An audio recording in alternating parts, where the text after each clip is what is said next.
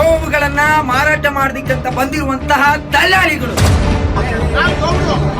ನಾನು ಗೌಡ, ನಾನು ಪುರಿ ಮಟನ್ ತಿಂತೀನಿ, ಕೋಳಿ ತಿಂತೀನಿ, ಅದು ಪ್ರಾಣಿಗಂತಾನೆ.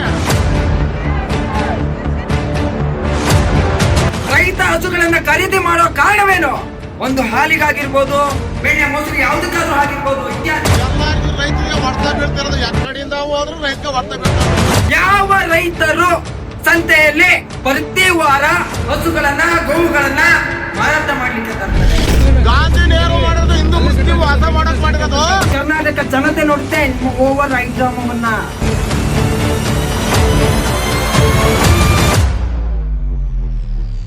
ನೋಡಿದ್ರಲ್ಲ ಸ್ನೇಹಿತರೆ, ಈ ಒಂದು ಘಟನೆ ನಡೆದಿರೋದು ಹಾಸನದ ಸಂತೆಯಲ್ಲಿ ಗೋವುಗಳನ್ನ ಮಾರಾಟ ಮಾಡೋದಕ್ಕಂತ ಬಂದಿರುವಂತಹ ದಲ್ಲಾಳಿಗಳು.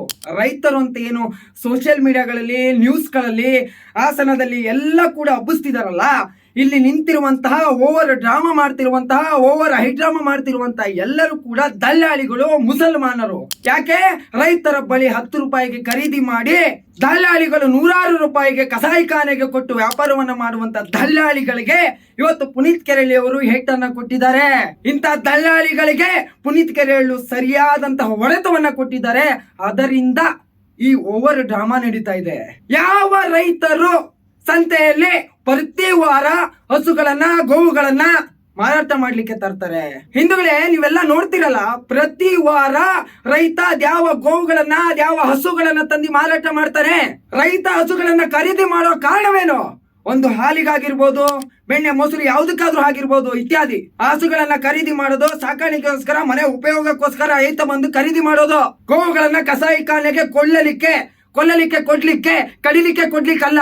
ಏನ್ ಈ ಮುಸಲ್ಮಾನರು ರೋಡಿನಲ್ಲಿ ಇಳಿದು 100-200 ರೂಪಾಯಿಗೆ ಒಂದು ಏನು ಐಡ್ರಾಮಾ ಮಾಡ್ಲಿಕ್ಕೆ ದಲ್ಲಾಳಿಗಳ ಹೆಣ್ಣು ಮಕ್ಕಳನ್ನ, ದಲ್ಲಾಳಿಗಳ ಮನೆ ಮಕ್ಕಳನ್ನ, ದಲ್ಲಾಳಿಗಳನ್ನ ಮುಸಲ್ಮಾನರು ನೀವೆಲ್ಲ ಸೇರ್ಕೊಂಡು ಮಾಡ್ತಾ ಇದ್ದೀರಲ್ಲ ಈ ಹೋರಾಟ, ಅದನ್ನ ಇಡೀ ಕರ್ನಾಟಕ ಜನತೆ ನೋಡುತ್ತೆ ನಿಮ್ಮ ಓವರ್ ಐಡ್ರಾಮವನ್ನ. ಏನೋ ಹೇಳಿದಿರಲ್ಲ, ಕರ್ನಾಟಕದಲ್ಲಿ ಗೋವುಗಳನ್ನ ತಗೊಳ್ಳಲ್ಲ, ಗೋವುಗಳನ್ನ ನಾವು ಖರೀದಿ ಮಾಡಲ್ಲ, ಬಂದು ಹಿಡಿತಾನೆ ಪುನೀತ್ ಕೆರೆಳ್ಳಿ, ಗೋರಕ್ಷಕರು ಬಂದು ಕಾಪಾಡ್ತಾರೆ, ನಮ್ಮಿಂದ ದುಡ್ಡು ಹೋಗುತ್ತೆ, ಅದೋಗುತ್ತೆ, ಕುರ್ಬಾನಿಯನ್ನ ನಾವು ಈ ಸಲ ನಿಷೇಧ ಮಾಡಿದ್ದೀವಿ ಅಂತ. ಈ ಸುಳ್ಳುಗಳನ್ನ ನಿಮ್ಮ ಮನೆಯ ಮಕ್ಕಳ ಹತ್ರ ಹೇಳ್ಕೊಳ್ಳಿ, ನಿಮ್ಮ ಮನೆಯ ಹೆಂಡತಿ ಮಕ್ಕಳ ಹತ್ರ ಹೇಳ್ಕೊಳ್ಳಿ. ನಿಮಗೆ ಗೋವುಗಳನ್ನ ವಾರ ತಂದಿ ಕೊಡ್ತಾರಲ್ಲ ದಲ್ಲಾಳಿಗಳು, ಆ ಬೋಳಿ ಮಕ್ಕಳಿಗೆ, ಆ ಶೆಂಡ್ರಿಗೆ, ಆ ನಾಮರ್ದ್ರಿಗೆ ಹೇಳ್ಕೊಳ್ಳಿ. ನಾಚಿಕೆ ಆಗ್ಬೇಕು ನಿಮ್ಗೆ. ರೈತರ ಹೆಸರನ್ನ ಹೇಳಿಕೊಂಡು ದಲ್ಲಾಳಿಯ ಮುಖವಾಡವನ್ನ ತೊಟ್ಕೊಂಡು ದಲ್ಲಾಳಿಗಳಾದ ನೀವು ಮುಸಲ್ಮಾನರಿಗೆ ಕುಯ್ಲಿಕ್ಕೆ ಕಸಾಯಿಖಾನೆಗೆ ಹಸುಗಳನ್ನ ಕೊಡುವಂತಹ ಈ ನಾಚಿಕೆ, ಈ ಒಂದು ಏಸಿಗೆ ಸಂಗತಿ ಬರೀ ದಲ್ಲಾಳಿಗಳಿಗೆ ಮಾತ್ರ. ನಿಮ್ಮೆಲ್ಲರಿಗೂ ಕೂಡ ನಾಚಿಕೆ ಆಗಬೇಕು ಹಿಂದೂಗಳೇ. ಇಂತಹ ದಲ್ಲಾಳಿಗಳಿಗೆ, ಇಂಥ ಮುಸಲ್ಮಾನರಿಗೆ, ಇಂಥ ಗೋಕಳ್ಳರಿಗೆ, ಕೊಲೆಗಾರರಿಗೆ ಹಸುಗಳನ್ನ ಮಾರಾಟ ಮಾಡ್ಬೇಕಾ? ಗೋವುಗಳನ್ನ ನೀವು ಕಡ್ಕೊಂಡು ಕುಯ್ಕೊಂಡು ತಿನ್ರಪ್ಪ ಅಂತ ಬಿಡ್ಬೇಕಾ? ಇದೆಲ್ಲವನ್ನ ನೋಡಿ ನಿಮ್ಮ ಮನ್ಸಲ್ಲಿ ಒಂದು ಚೂರಾದ್ರೂ ಚಿಂತನೆಗಳು, ಬೇಜಾರು ಆಗೋದಿಲ್ವಾ? ಇದೆಲ್ಲವನ್ನ ಹಿಂದೂಗಳು ಅರ್ಥ ಮಾಡ್ಕೋಬೇಕು. ಇವತ್ತೇನ್ ನೋಡ್ತೀರಾ ರೋಡಲ್ಲಿ, ಬೆಳಗ್ಗೆದ್ದು ನೋಡಿದ್ರೆ ರೋಡಲ್ಲೆಲ್ಲ ರಕ್ತ, ಚರಂಡಿಗಳಲ್ಲಿ ರಕ್ತ, ಗೋವಿನ ರಕ್ತ, ತನ್ನ ಮಕ್ಕಳದೇ ರಕ್ತ ಎಂದು ಮನ್ಸಲ್ಲಿ ಅನ್ಸೋ ರೀತಿ ಬಂದ್ರು ಅರ್ಧರು ಕೂಡ ರಕ್ತ ಚಿಂತನೆಗಳ ಹಿಂದೂಗಳು ಮಾಡ್ಲಿಲ್ಲ.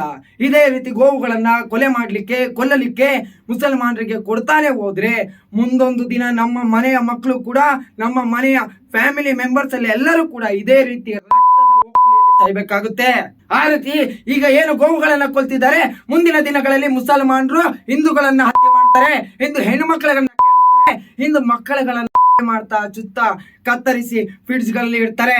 ಇನ್ನಾದರೂ ಬದಲಾಗು ಎಂದು ನೀನು ಎಚ್ಚೆತ್ತುಕೋ, ಇನ್ನಾದ್ರೂ ಎಚ್ಚೆತ್ತುಕೋ ಇಂದು. ಅವಾಗ ಮಾತ್ರ ಹಿಂದೂ ಧರ್ಮದಲ್ಲಿ ಗೋರಕ್ಷಣೆ, ಗೋಮಾತೆಗೆ ಬೆಲೆ ಸಿಗಲು ಕಾರಣ. ಇವತ್ತು ಹಿಂದೂಗಳು ಧ್ವನಿ ಎತ್ತಿ ಮಾತಾಡಿದ್ರೆ ಮಾತ್ರ ಗೋವುಗಳಿಗೆ ರಕ್ಷಣೆ ಸಿಗೋದು.